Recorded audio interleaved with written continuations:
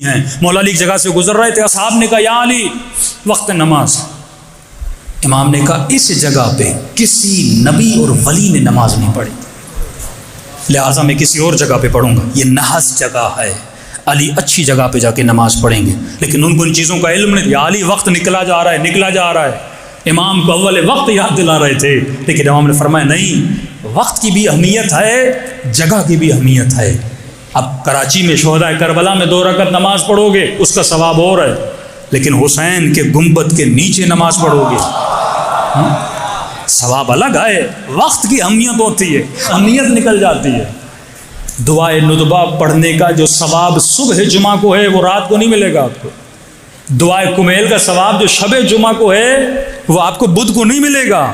اللہ نے وقت معین کیے ہیں خاص وقتوں میں۔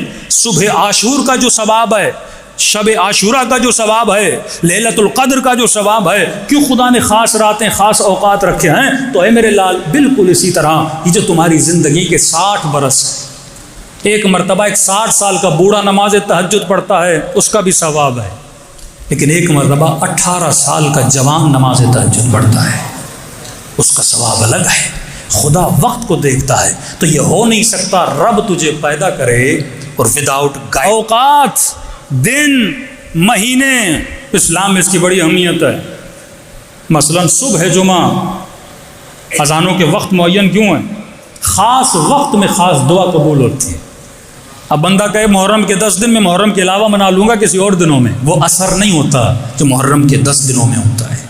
یہ وقت متعین کرتا ہے، ہر وقت میں وقت مقدس ہوتا ہے، دن مقدس ہوتا ہے، مہینہ مقدس ہوتا ہے، جگہیں مقدس ہوتی ہیں۔ آج معاشرہ ان چیزوں کو آپ سے چھین رہا ہے۔